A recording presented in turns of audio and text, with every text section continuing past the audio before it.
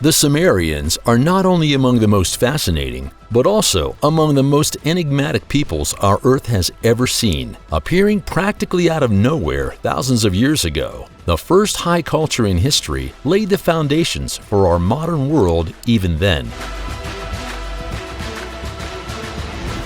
It is well known that the Sumerians invented cuneiform writing, bureaucracy, and artificial irrigation. But did you know that the inhabitants of southern Mesopotamia also had a weakness for beer and vampires? Do you want to learn more amazing things about the mysterious high culture? No problem. Here are some incredible facts about the Sumerians that you definitely didn't know. Give us a thumbs up and subscribe to this channel for more exciting videos. Also, stick around until the end to learn one of the most baffling facts about this ancient culture. The Flat Earth. Attention Flat Earthers, your worldview now receives prominent support. According to this, the Sumerians viewed the heavens as a three-domed structure placed over a flat earth. Each dome consisted of stones that were as rare as they were precious. On the lower cover, made of jasper, we find the stars. Above them, the home of the Agigi, made of another precious stone. And above them, the sky dome, which embodies the sky god. At that time, the individual celestial bodies were also interpreted as different deities. While the Sumerians saw Venus as the goddess of war, Inanna, her brother Utu, the god of justice, was the sun. However, it is not possible for a mere mortal to ascend to the heavenly realm. Instead, the souls of the people reached the underworld, Kur, which slumbers deep under the earth's surface. How old is humanity, really? Many scientific textbooks will lead you to believe that humans are hundreds of thousands of years old. However, the tangible evidence we have found outside of unreliable carbon dating techniques does not support this theory. According to various researchers and advanced dating techniques, modern humans have only been on Earth between 10,000 and 6,000 years ago. There is a possibility that cavemen and apes could have walked the earth before then, but there is a significant leap in human genetics that cannot be explained yet. For this reason, the oldest modern humans with DNA that is similar to our own could have only existed for about 10,000 years. This opens up so many possibilities about the races of pre-humans or animals that have roamed the earth before modern humans were ever brought into the picture. At the moment, we simply don't have enough evidence or data to definitively say when modern humanity began. However, by all means, the data seem to suggest that we have only been around for a few thousand years, though there were obviously other beings and creatures that we cannot explain that roamed the earth for millennia. The Anunnaki and humans.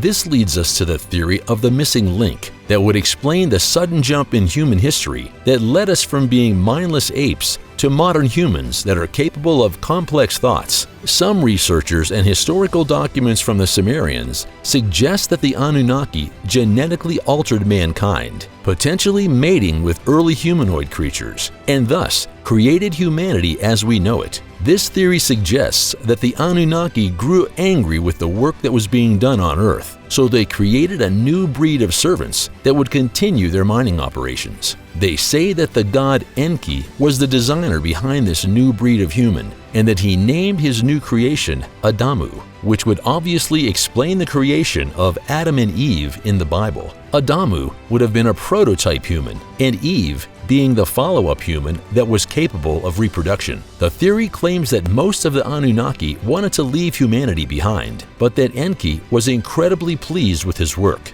The Anunnaki knew that a great flood and other natural disasters were on the horizon, but Enki would do everything he could to teach humanity how to overcome these struggles, instructing several humans how to build large ships to survive. If you haven't caught on already, these stories directly tie together with stories from the Bible that have been circulating for countless years. The theories say that Enki is an Anunnaki who desperately wants humanity to prosper, while Enlil wants them to fail. thus tying Enlil directly to the devil. This mysterious 12th planet, known as Nibiru, has never been discovered, and it's possible it never even existed. According to translations of the clay tablets, the planet will only circle the Earth's orbit once every 3,600 years. They say that the arrival of Nibiru will be felt by the increasing number of storms and violent natural disasters that will take place as it nears our planet.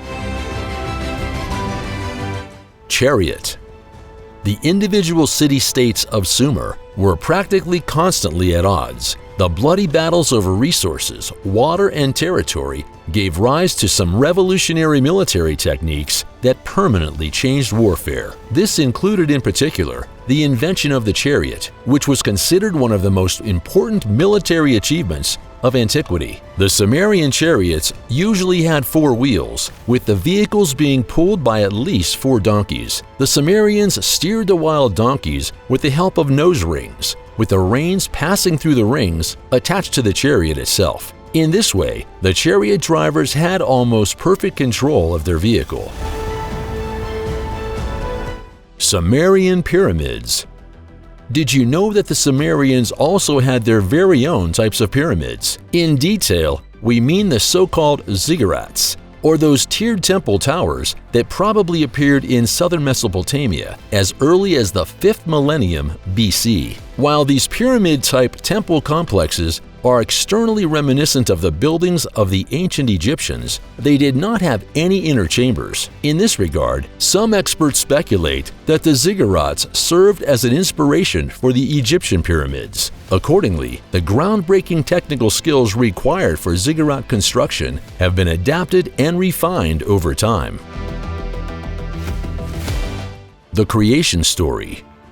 Some scholars believe that the biblical story of creation is directly derived from the Sumerian story. Thus, the Sumerians also believed that the gods always existed, even before the world as we know it was created. At the time when there was only An and Kai, everything was shrouded in impenetrable darkness, and there was still no trace of the light of the stars. To all appearances, the Sumerian cuneiform tablets also overlap in context with the beliefs of the ancient Egyptians. However, there are still huge gaps in our knowledge here. Of the more than 500,000 cuneiform tablets that have been discovered so far, only around 60,000 would be deciphered.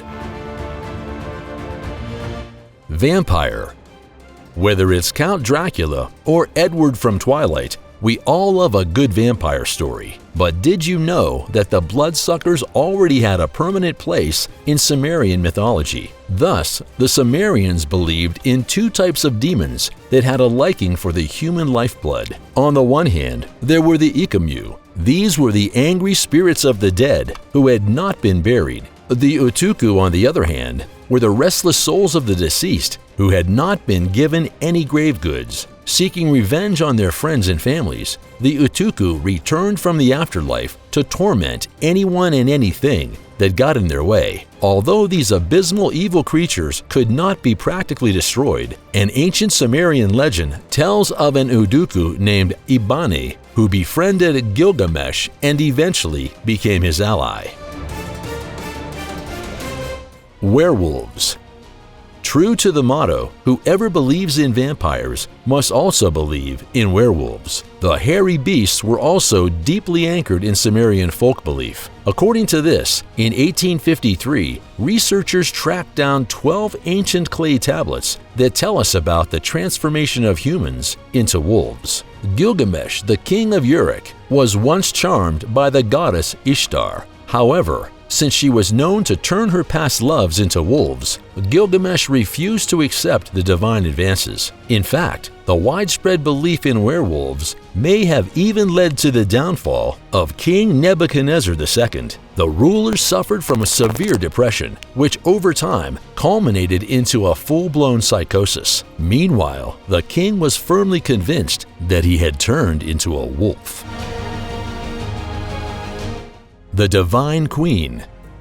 Around the year 2500 BC, ascended to the throne of Kirkamis. As the only known queen to have ever ruled over the Sumerians, her reign is said to have lasted a full 100 years. Her reign is said to have been personally legitimized by the Anunnaki gods, so that Kubaba was also deified after her death and worshipped by the Anatolian and Hurrian cultures. According to some scholars, prior to her ascension to the throne, Kubaba may have worked as a tavern keeper, a highly respected profession at the time, practiced only by a few women. The Sumerian Moses. Since Pharaoh ordered that all male children of the Israelites be put to death, Moses' parents decided to put their baby in a basket and give it to the river. Amazingly, the powerful ruler Sargon of Akkad is said to have had a very similar past. According to an old report, the later king was the secret child of a high priestess, who was also placed in a basket and cast out on the river. The toddler was later found and taken in by a man named Aki, the gardener of Ur-Zababa. The Demonic King.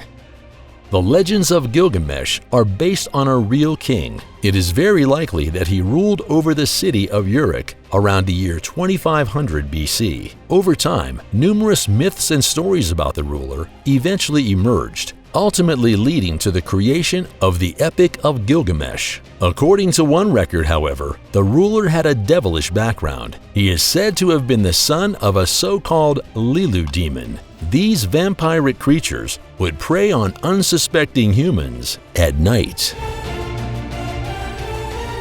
Unapishtim.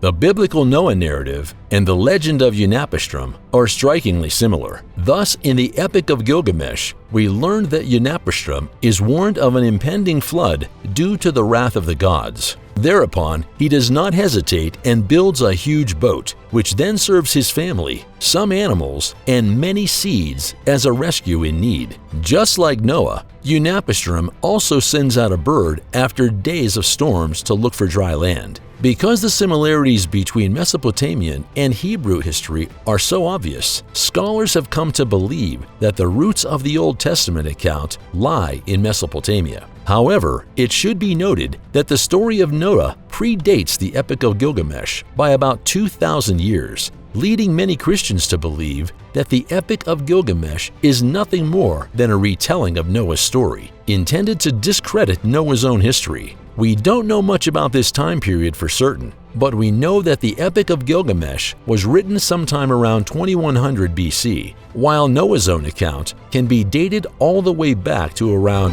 4000 BC. The creators of time. Did you know that the origins of the 60-second minute and 60-minute hour can be tracked back to ancient Mesopotamia? While our modern decimal system is based on the number 10, the Sumerians used an order based on groups of 60. This easily divisible number system was later adapted by the Babylonians, where it was used, among other things, in astronomical calculations. The Fathers of Beer. The Sumerians not only brought us the script, the plow, and the code of laws, they were also considered to be some of the first brewers of all. Accordingly, the history of Mesopotamia beer production goes back to the 4th millennium BC. It appears to have been a barley-based brew that was so thick it had to be drunk through a special filter straw. In detail, in the ranks of the Sumerians, the beer porridge was considered a key to a happy heart and a healthy liver. With Ninkasi, their own goddess, was even dedicated to them. Proven writing system.